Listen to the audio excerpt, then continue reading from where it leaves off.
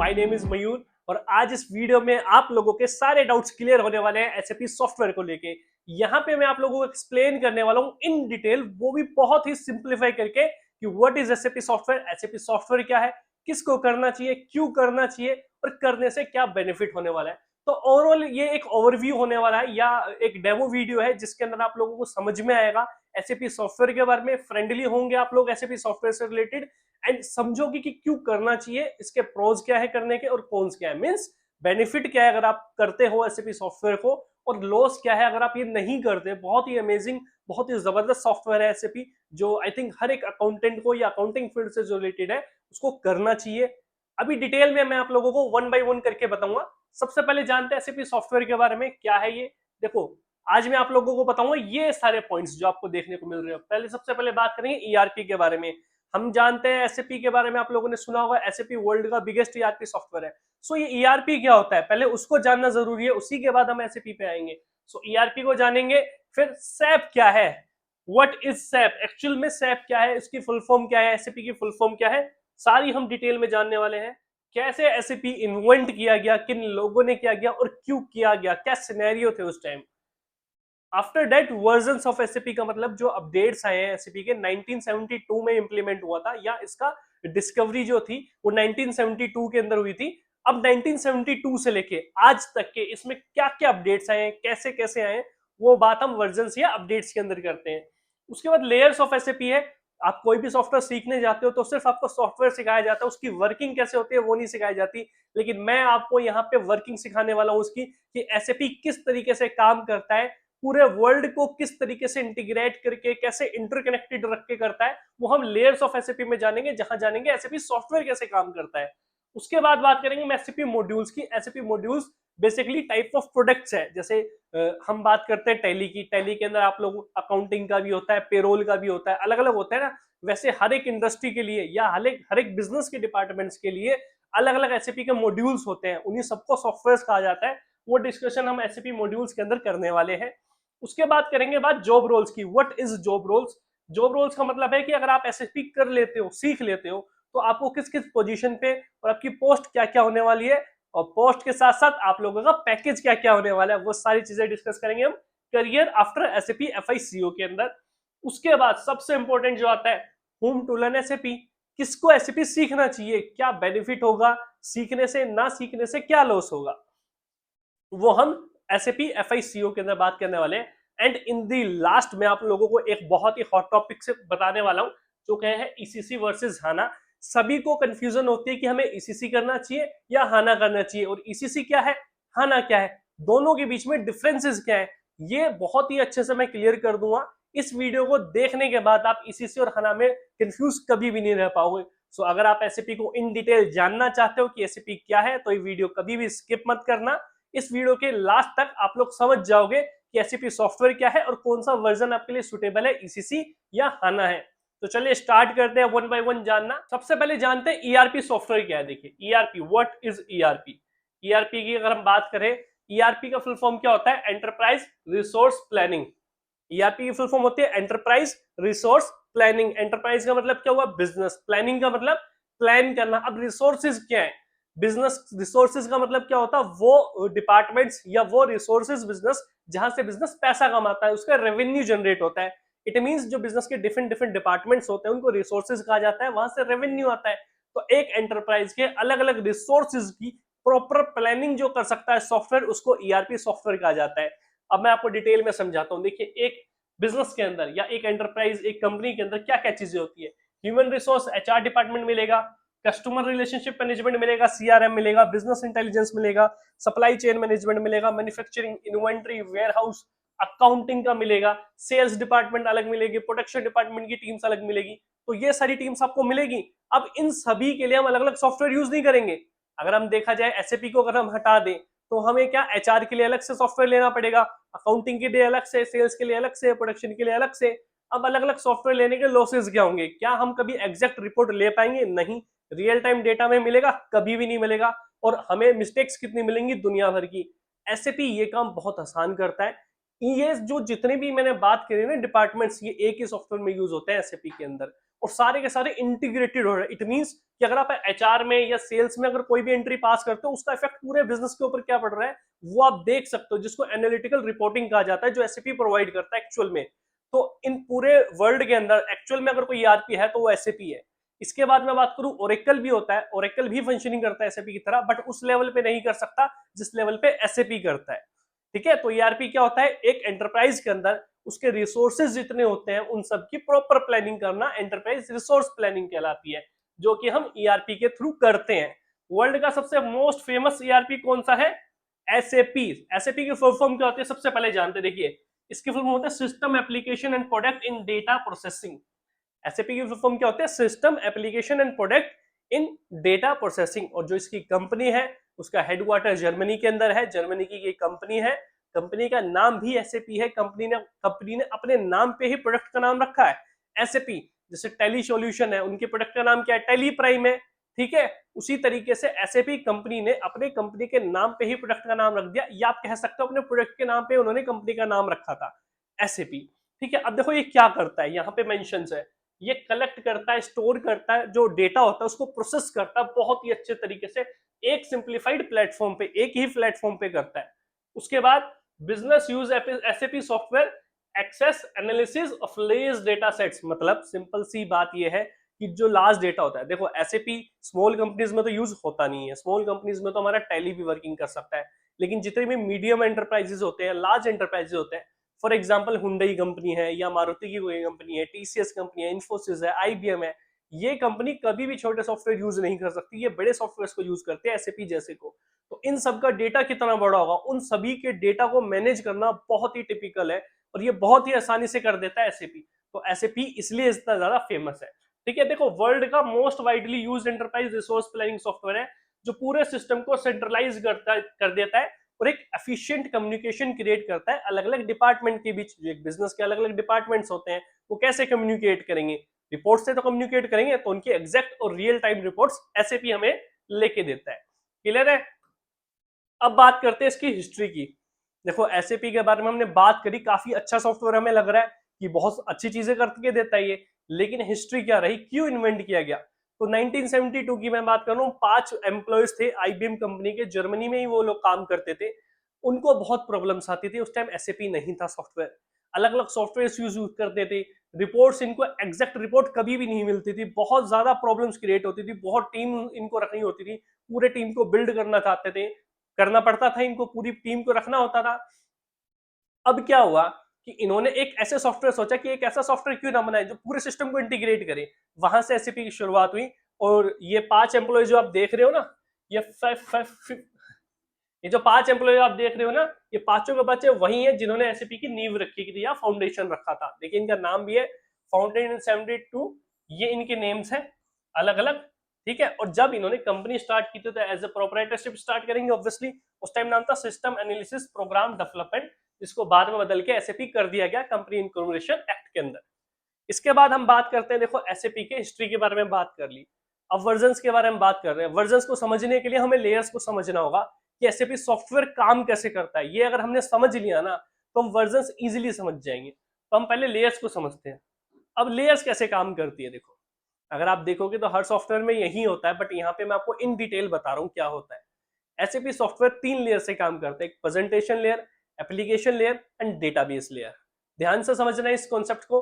Presentation layer क्या होता है, जब हम वर्किंग कर रहे हैं और जो भी हम डेटा एंटर कर रहे हैं वो हम एंटर कर रहे हैं, उसके बाद रिपोर्ट्स ले रहे हैं, तो ये प्रेजेंटेशन लेयर होती है जो हमें दिखती है, ग्राफिकल रिप्रेजेंटेशन जो दिखती है। अब प्रेजेंटेशन लेयर के पीछे जो भी काम होता है, जो भी कोडिंग्स होती है, वो होता है एप्लीकेशन लेयर का काम। ये एप्लीकेशन लेयर क्या होती है, देखो एसएपी के अंदर 3 तरीके से डिपार्टमेंट्स होते हैं, मैं अभी आप लोगों को बताऊंगा। तो एप्लीकेशन लेयर के अंदर क्या होता है, जो कोडिंग होती है ना प्रेजेंटेशन लेयर की पूरी, वो एप्लीकेशन लेयर में होती है। और ये जो चीजें होती है सेव कहाँ पे होती है, ये सेव होती है डेटाबेस लेयर के अंदर। यहाँ एक डेटाबेस होता है, उसके अंदर सेव होती है। एसएपी पहले किसी और के डेटाबेस को यूज करता था, थर्ड पार्टी के डेटाबेस को यूज करता था। जो ईसीसी वर्जन है वो यही है कि थर्ड पार्टी डेटाबेस यूज करते थे, जैसे कि ओरेकल, आईबीएम हो गया। अब इन्होंने खुद का अपना डेटाबेस बना लिया जिसको हाना कहा जाता है। तो कुछ समझ में आया हाना और ईसीसी में क्या डिफरेंस है। पहला डिफरेंस यही होता है कि ईसीसी थर्ड पार्टी के डेटाबेस पे काम करता था, हैना के पास खुद का एसएपी का सर्वर है जिसको एसएपी हाना कहा जाता है। एस4 हाना एप्लीकेशन का नाम है और एसएपी हाना डेटाबेस का नाम है। इसी तरीके से अगर ईसीसी की मैं बात करूं तो एसएपी ईसीसी ये तो एप्लीकेशन का नाम है जो सॉफ्टवेयर हम यूज करते हैं, डेटाबेस का नाम क्या था, ओरेकल या आईबीएम, अलग अलग। ईसीसी वर्सेस हाना में हम डिटेल में समझेंगे इसको। तो तीन तरीके से लेयर होती है सॉफ्टवेयर में, presentation, application and database layer, ठीक है। अब जो वर्जन्स थे ना ये उसी के अकॉर्डिंग है। एसएपी R1, आर का मतलब था रियल टाइम, मतलब जब R1 आया तो प्रेजेंटेशन लेयर ही होती थी उस कंपनी के अंदर एक जगह, R2 में दोनों को एक साथ रखा गया। देखो इनमें स्पीड काफी स्लो थी, धीरे धीरे जैसे जैसे अपडेट्स होते गए स्पीड इनकी इंक्रीज होती गई। और R3 में क्या हुआ, तीनों को एक जगह रखा गया। फिर आया ईसीसी, ईसीसी होता है एंटरप्राइज सेंट्रल कंपोनेंट। ईसीसी के अंदर काफी सालों तक ईसीसी चला, उसके अंदर हम थर्ड पार्टी के डेटाबेस को यूज करते थे जैसे ओरेकल हो गया, आईबीएम हो गया। अब आया हाना, हाई परफॉर्मेंस एनालिटिकल एप्लीकेशन, हाना की फुल फॉर्म होती है। इसके अंदर ये एसएपी का ओन डेटाबेस है, एसएपी का खुद का डेटाबेस है। ईसीसी में क्या था, थर्ड पार्टी का डेटाबेस था। क्लियर है वर्जन्स, लेयर्स हमारी क्लियर है। अब आते हैं मॉड्यूल्स। देखो एसएपी को मॉड्यूल्स को समझना बहुत इंपॉर्टेंट है। पूरे एसएपी के मॉड्यूल्स को तीन कैटेगरी में मैंने डिवाइड किया है। नंबर 1 है functional, number 2 technical, number 3 customising, मतलब जैसा हम चाहते हैं सॉफ्टवेयर। हालांकि जब भी एसएपी इंप्लीमेंट किया जाता है तो जैसा हम चाहते हैं वैसे ही कस्टमाइज होता है, लेकिन एक तो कुछ सॉफ्टवेयर के अंदर पार्ट कस्टमाइज हो, एक पूरा सॉफ्टवेयर ही कस्टमाइज हो अलग से, तो उसमें डिफरेंस होता है। देखो पहले फंक्शनल समझते हैं। फंक्शनल क्या होता है, फंक्शनल मॉड्यूल वो होता है जिसमें आपको कोडिंग की कोई रिक्वायरमेंट नहीं होती। जैसे मैंने बताया ना एप्लीकेशन लेयर पे बैठ के जो काम करता है, अब जो सॉरी प्रेजेंटेशन लेयर पे जो काम करता है, अब जो एप्लीकेशन लेयर को हैंडल करता है पूरा टेक्निकल, उसको वो इसमें आ जाएगा टेक्निकल मॉड्यूल्स के अंदर आ जाएगा, जिसमें प्रोग्रामिंग का होना, एक प्रोग्रामिंग लैंग्वेज का सीखना आपका जरूरी है, उसके बिना आप उस सॉफ्टवेयर को नहीं सीख पाओगे। नंबर 3 आता है कस्टमाइजिंग, जब हम पूरा का पूरा सॉफ्टवेयर ही कस्टमाइज करें अपनी नीड के या अपने बिजनेस के अकॉर्डिंग। डिटेल में समझाता हूँ। एसडी का नाम सुना, सेल्स एंड डिस्ट्रीब्यूशन, ये नाम सुने होगा आपने SD. MM module material and management, और अभी जो हम करवाने हैं वो है एफआईसीओ, फाइनेंस एंड कंट्रोलिंग। एसएपी एस/4HANA में हम करवा रहे हैं एफआईसीओ, फाइनेंस एंड कंट्रोलिंग मॉड्यूल। ये फाइनेंस वालों के लिए, अकाउंट्स वालों के लिए होता है। उसी तरीके से पीपी होता है प्रोडक्शन प्लानिंग, एएम होता है एसेट मैनेजमेंट, ठीक है, एससीएम होता है, डब्ल्यूएफ होता है, पीएस होता है। तो ये सब फंक्शनल मॉड्यूल्स है। टेक्निकल मॉड्यूल्स क्या क्या होते हैं, टेक्निकल मॉड्यूल्स होता है जो सबसे पावरफुल होता है, जिसमें समझना जिसको काफी कॉम्प्लेक्स है और जिसमें पैकेज भी सबसे ज्यादा हाई होता है, वो है अबैप। ये एसएपी की एक प्रोग्रामिंग लैंग्वेज है। ऐसे ही बेसिस होता है, ठीक है, नेट वेवर होता है। ये सारे अलग अलग मॉड्यूल्स है, ये टेक्निकल मॉड्यूल्स कहलाए जाते हैं एसएपी के अंदर। कस्टमाइजिंग का मतलब है कि मेरी एरोस्पेस इंडस्ट्री है और मुझे पूरा सॉफ्टवेयर डिजाइन कराना है अलग से, पूरे को पूरे सॉफ्टवेयर में। एक तो आप डिजाइन सिर्फ 10% चेंजेस करवाते हो, एक आप 90% चेंजेस करवाते हो। तो जब हम कस्टमाइज करवाते हैं, इंप्लीमेंट करवाते हैं, तो पूरा चेंज करवाते हैं, तो वो थर्ड टाइप का मॉड्यूल्स होते हैं जो हम इंप्लीमेंट करवा सकते हैं। तो ये था पूरा एसएपी के मॉड्यूल्स के बारे में, ठीक है।